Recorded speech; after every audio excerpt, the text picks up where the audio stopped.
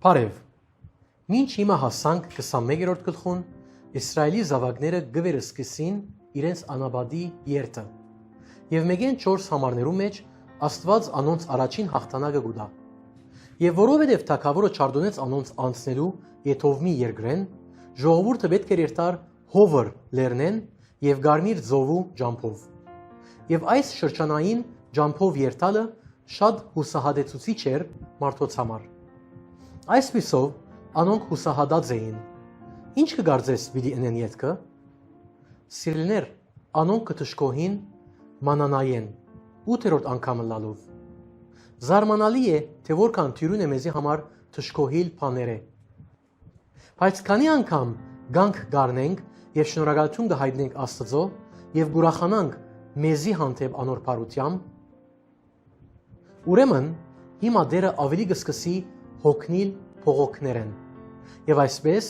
6-7 համարներու մեջ Աստված կղրգե թունավոր օծեր և շատերը կմեռնին։ Այս վերջապես կմեղա անոնց հասկանալու, թե իրենք մեղավորներ են։ Անոնք այս բանը կխոստովանին Մովսեսին, որ անգամ ևս Մովսես կբարեխոսե անոնց համար։ Ուրեմն սիրելիներ, այդպես պետք է ելա։ Ես և տուն գրնանք սկսիլ Աստծո հետ, խոստովանելով մեր մեղքերը։ Այսպիսով Աստված տեսակ մը փորձություն կհնարե ժողովուրդը փրկելու համար։ Անգսե Մովսեսին, որ բղինցե օծմը պատրաստե և տնե զայն ցողի մը վրա, և եթե ովևէ մեկուն թունավոր օծը խայթե, անպետք է հավատքով նայի բղինցե օծին և կբժշկվի, այդպիսով պիտի փրկվի։ Կարևորը,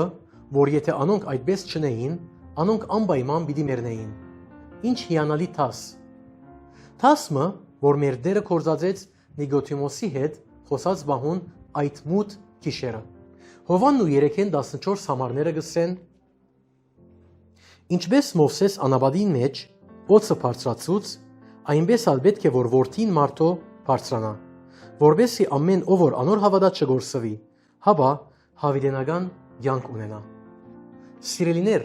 միակ միջոցը, որով Աստված կրնա սկսիլ մեզի հետ, մեր մեղավոր ըլլալն է։ Մենք պետք է ընդունենք, որ մեղավոր ենք,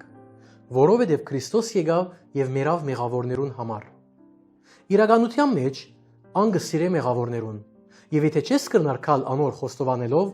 ուրեմն Քրիստոս քեզի համար չէ։ Ան այնքան սիրեց մեզի, որ Տերը մեր փոխարեն իր վրա վերցուց մարդկության ամբողջ մեղքը։ Քանզի խաչին վրա ան ոչ միայն արավ փարափային դեղը, որ անկող էր մարդասպան մահվան արժանի, այլ նաև արավ իմ և քու փոխարենը։ Հիմա սիրելիներ, միակ բանը, որ Աստված կխնդրե քեզվե ընել, նայիր և ապրիր, այսինքն նայիր Քրիստոսին և ապրիր։ Անգարնե մեր դեղը, թեև ան արժանի չէ մահվան, բայց ան մեռավ, քանի որ մեզ կսիրե։ Հիմա մենք այստեղ կգարտանք անոնք, որոնք բղինցե օծին նայեցան, ապրեցան, անոնք, որոնք չնայեցան, մեռան։ Եվ այդքան բարձ է նաև այսօր։ Եվ կտեսնենք սիրելիներ, եթե չեք նայիր Քրիստոսին, որպես ձեր փրկիչը, դուք գործված եք։ Եվ վերջապես կտեսնենք 17-րդ համարենը սկսյալ իսրայելցիները առաջին անգամը լալով երգեցին իրենց քովասանքն ու գոհությունը։ Անոնք նախապես երգեին անաբադային և մելամաղձոտության երգեր և կդրդնչային, բայց հիմա այդ Ալելույա գովասանքի երգն է։ Անոնք շնորհակալություն կհայտնեն Աստծո ջուր ապահովելուն համար։ Եվ ինչպես պիտի տեսնենք այս գլխու մեջ, Տերը անոնց հաղթություն տվավ ամորահացիներուն թագավորին թեմ, որ չարդոնեց անոնց անցնիլ իրեն երկրեն։ Եվ հետագային նույն պատճառներով Տերը Իսրայելին հաղթություն կուտա Մովաբի թագավորին թեմ։ Եվ այսպես իրենց Աստծո կողմէ դրված հաղթությունները դոնելու համար Իսրայելի որդիները հիմա կփարապանեն Աստծո, մինչ կքալեն։ Սիրելիս, ինչու այսօր ժամանակ չես հատկացներ քո կյանքդ քննելու համար։ Ինչ փողոքներ ունիս այսօր կյանքիդ մեջ։ Այս բանտուղթի ճամփորդության ընթացքին արդյոք քո կյանքդ լեցուն է դրդունչով, թե ոչ գերքես Ալելույա գովասանքի երգը։ Թող Տերոջ ուրախությունը ըլլա ձեր զորությունը։ Ամեն։